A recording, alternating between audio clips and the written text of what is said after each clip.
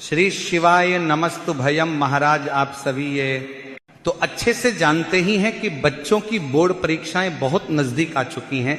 महाराज जैसे जैसे परीक्षा का समय पास आता है वैसे वैसे घर का माहौल भी थोड़ा गंभीर और चिंताजनक हो जाता है।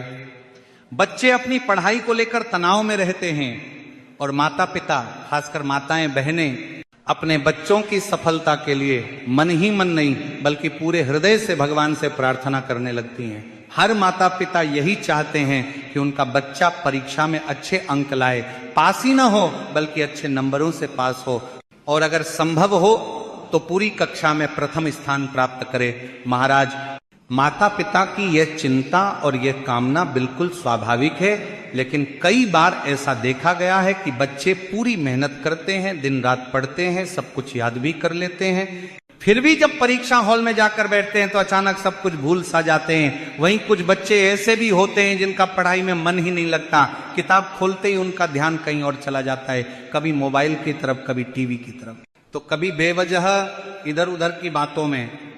ऐसे में माता पिता की चिंता और भी बढ़ जाती है। इन्हीं सब बातों को ध्यान में रखते हुए आज हम आपको कुछ ऐसे विशेष उपाय बताने वाले हैं जिन्हें सभी माताओं बहनों को अपने बच्चों के लिए विशेष रूप से करना चाहिए। महाराज ये उपाय खास तौर पर उन बच्चों के लिए बताए गए हैं जो बोर्ड परीक्षा देने वाले हैं, चाहे वो 5वीं कक्षा हो, 8वीं हो, 10वीं हो या 12वीं। ये उपाय सीबीएसई बोर्ड हो, राज्य बोर्ड हो या कोई और बोर्ड, हर तरह के छात्रों के लिए बताए गए हैं। लेकिन महाराज यहाँ एक बात बहुत जरूरी है और वह ये कि इन उपायों को आधा अधूरा नहीं करना है। अगर आप उपाय को ठीक से नहीं समझेंगे या बीच में छोड़ देंगे तो उसका पूरा फल नहीं मिलेगा। इसलिए महाराज जो भी माताएं बहनें और बच्चे ये वीडियो देख रहे हैं तो उनसे निवेदन है कि इस पूरे उपाय को ध्यान से समझें और यदि आपको ये जानकारी उचित लगे तो वीडियो को लाइक करें, चैनल को सब्सक्राइब करें और कमेंट में ये जरूर बताएं कि आप ये वीडियो कहाँ से देखा है। रहे हैं महाराज ये कोई साधारण उपाय नहीं है। इन उपायों को करने के बाद बहुत से लोगों ने सकारात्मक परिणाम भी देखे हैं। महाराज जिन भक्तों ने पूरी श्रद्धा और विश्वास के साथ इन उपायों को किया है उन्हें इसका लाभ अवश्य मिला है। तो महाराज सबसे पहले हम उन बच्चों के बारे में बात करेंगे जिनकी समस्या थोड़ी अलग होती है। ऐसे बच्चे जो जानते हैं कि उनकी परीक्षाएं नजदीक हैं, किताबें सामने रखी होती हैं, समय भी होता है, लेकिन फिर भी उनका मन पढ़ाई में नहीं लग पाता है। महाराज आज के समय में यह समस्या बहुत आम हो गई है। जैसे ही बच्चा किताब उठाता है उसका मन कहीं और भागने लगता है, कभी मोबाइल देखने का मन करता है, कभी टीवी, कभी दोस्तों से बातें करने का, तो कभी बिना वजह इधर उधर टहलने का। माता पिता बार बार समझाते हैं, डांटते भी हैं, लेकिन फिर भी बच्चा मन लगाकर पढ़ नहीं पाता। ऐसे में घर का माहौल भी तनावपूर्ण हो जाता है और बच्चे पर दबाव और बढ़ जाता है। तो महाराज ऐसे ही बच्चों के लिए एक विशेष उपाय है। ये उपाय खास तौर पर माताओं और बहनों के लिए बताया गया है ताकि वे अपने बच्चों की पढ़ाई में आ रही बाधाओं को दूर कर सकें। ये उपाय परीक्षा के दिन नहीं बल्कि परीक्षाओं से कुछ समय पहले करना होता है ताकि बच्चों का मन धीरे धीरे पढ़ाई की ओर लगने लगे। और महाराज इस उपाय को करने के बाद माता पिता को बार बार बच्चे को पढ़ने के लिए कहना नहीं पड़ेगा। बच्चा अपने आप किताब उठाएगा, अपने आप बैठकर पढ़ेगा और उसे यह एहसास भी होगा कि अब परीक्षाएं नजदीक हैं और उसे तैयारी करनी है। अब महाराज इस उपाय को करने के लिए बहुत ज्यादा सामग्री की आवश्यकता नहीं है। सबसे पहले आपको 1 लोटा जल लेना है। इसके साथ ही एक छोटी सी कटोरी में शुद्ध शहद लेना है, वही शहद जो पूजा पाठ में इस्तेमाल होता है। इसके बाद आपको एक रुद्राक्ष लेना है। महाराज इस उपाय के लिए 9 मुखी रुद्राक्ष का विशेष महत्व बताया है, लेकिन अगर आपके पास सीहोर का रुद्राक्ष उपलब्ध है तो आप उसी का प्रयोग कर सकते हैं, या आपके पास जो भी रुद्राक्ष हो उसे आप इस उपाय के लिए उपयोग कर सकते हैं। अब महाराज आपको क्या करना है ये ध्यान से समझिए। सबसे पहले उस कटोरी में शहद लें और उसके अंदर वह रुद्राक्ष डाल दें। ध्यान रहे कि रुद्राक्ष पूरी तरह से शहद में डूबा हुआ हो। इसके बाद सुबह सुबह भगवान शिव के मंदिर जाना है। यह उपाय आप किसी भी दिन कर सकते हैं और बच्चों की परीक्षा से पहले ही आपको ये उपाय करना है। अब महाराज मंदिर पहुंचने के बाद सबसे पहले भगवान शिव के सामने प्रणाम करें। फिर जो रुद्राक्ष आपने शहद में डाला हुआ है उसे उस कटोरी से निकालकर शिवलिंग की जलाधारी पर रख दें। जलाधारी वही स्थान होता है जहां से शिवलिंग पर चढ़ाया गया जल नीचे गिरता है। इसके बाद जो शहद कटोरी में बचा है उसे भगवान शिव की शिवलिंग पर अर्पित कर दें। अब महाराज यहां पर बहुत ध्यान देने वाली बात है, जब आप शिवलिंग पर शहद चढ़ा देते हैं तो उसके बाद उस शहद को वापस अपनी कटोरी में लेना है। जितना शहद वापस आ जाए उतना ले लें। इसके साथ ही जो रुद्राक्ष आपने जलाधारी पर रखा था उसे भी उठा लें। इन दोनों चीजों को अब आपको अलग अलग संभाल कर रखना है। अब महाराज इसके बाद आप अपने साथ लाया हुआ लोटा जल या पूजा की अन्य सामग्री जैसे दूध, दही, घी, शक्कर, शहद जो भी आपके पास हो, उनसे भगवान शिव की सामान्य पूजा अर्चना कर लें। पूजा पूरी होने के बाद आपको वह रुद्राक्ष और वह शहद जो आपने शिवलिंग से वापस लिया है अपने साथ घर ले आना है। घर आकर रुद्राक्ष को किसी सुरक्षित स्थान पर रख दें, उसे इधर उधर न रखें, न ही किसी और को छूने दें। अब जो शहद आपने शिवजी पर चढ़ाकर वापस लिया है वही शहद इस उपाय का मुख्य हिस्सा है। इस शहद को आपको अपने बच्चे को चट्टाना है। महाराज यह शहद आपको पूरे 11 दिनों तक अपने बच्चे को देना है, सुबह और शाम दोनों समय। बहुत ज्यादा मात्रा नहीं देनी है, बस थोड़ा सा शहद उंगली पर लेकर बच्चे को चटा दें। यह काम लगातार 11 दिनों तक करना है, बीच में एक भी दिन नहीं छोड़ना है। महाराज जब ये शहद बच्चे को दिया जाता है तो उसका प्रभाव धीरे धीरे दिखने लगता है। बच्चे का मन भटकना बंद हो जाता है। उसे मोबाइल, टीवी या बेकार की चीजों में पहले जैसा मजा नहीं आता। वह खुद महसूस करने लगता है कि उसे पढ़ना है, बैठकर किताब खोलनी है और अपनी तैयारी पूरी करनी है। और माता पिता को बार बार टोकने की जरूरत नहीं पड़ती।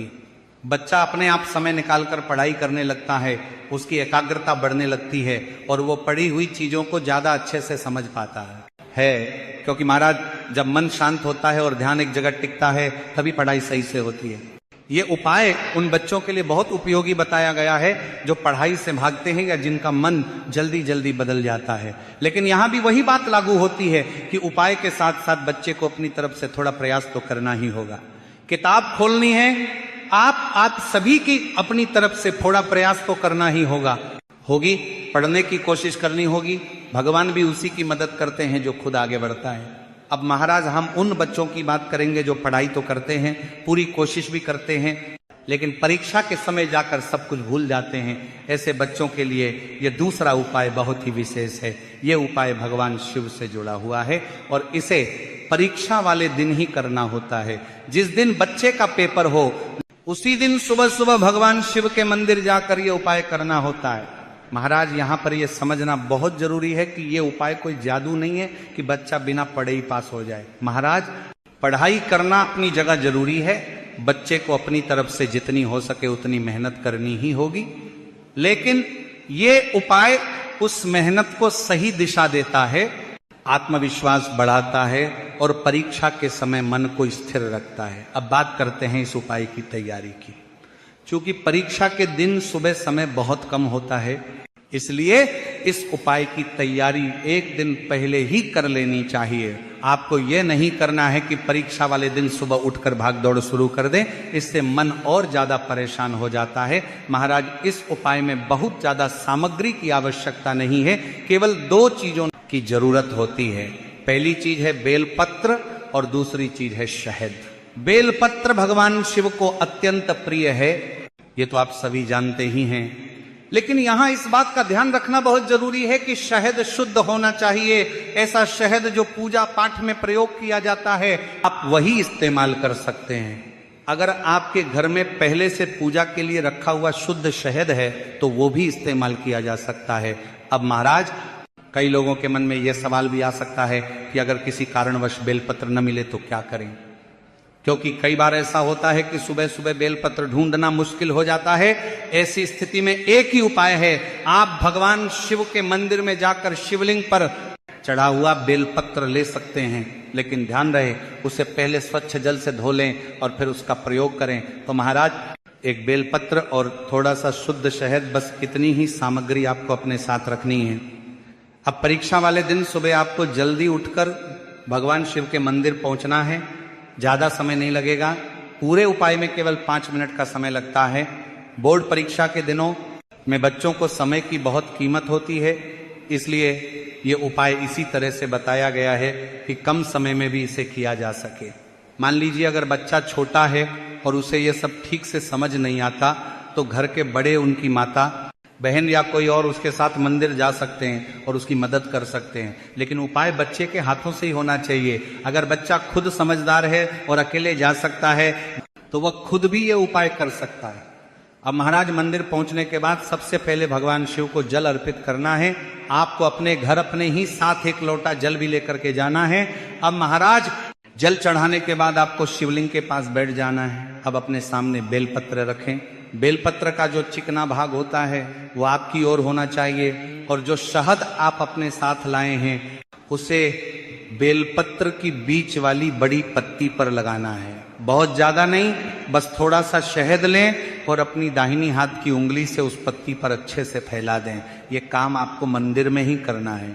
जैसे ही ये हो जाए, समझ लीजिए कि आपका बेलपत्र अब उपाय के लिए तैयार है। इसके बाद इस बेलपत्र को भगवान शिव के शिवलिंग पर अर्पित करना है। शिवलिंग के सामने वाले हिस्से पर, जहां से आप शिवलिंग को देखते हैं, वहां इस बेलपत्र को चिपका देना है।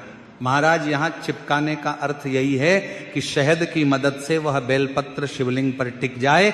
जैसे ही आप यह कर लेते हैं, वहीं खड़े होकर या बैठकर भगवान शिव से मन ही मन प्रार्थना करनी है।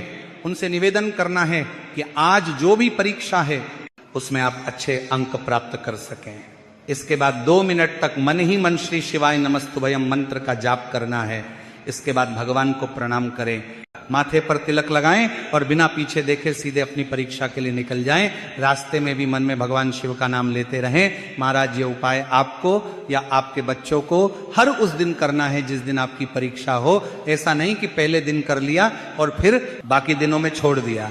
जिस जिस दिन पेपर है उस दिन यह उपाय दोहराना है। इससे मन स्थिर रहेगा, घबराहट कम होगी और जो आपने पढ़ा है वह समय पर याद आएगा। तो महाराज यह हो गया दूसरा उपाय। अब महाराज कई बार लोग उपाय तो कर लेते हैं, लेकिन छोटी छोटी बातों पर ध्यान न देने की वजह से उन्हें पूरा फल नहीं मिल पाता।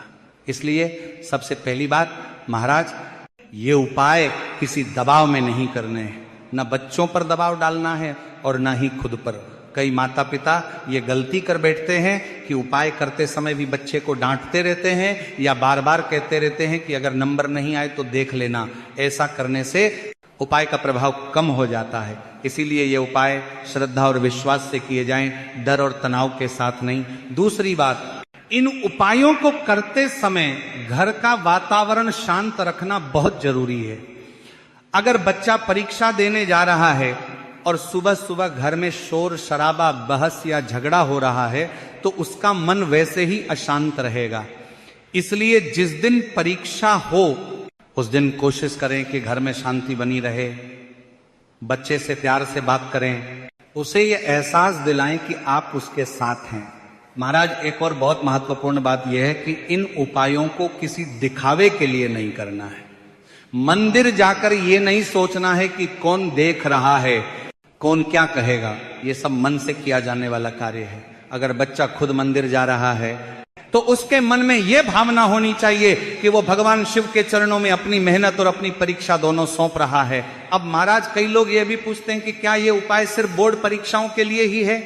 तो महाराज ये उपाय खास तौर पर बोर्ड परीक्षाओं के लिए बताए गए हैं, क्योंकि इस समय बच्चों पर मानसिक दबाव सबसे ज्यादा होता है। 5वीं, 8वीं, 10वीं और 12वीं इन परीक्षाओं को बच्चे और माता पिता दोनों बहुत गंभीरता से लेते हैं।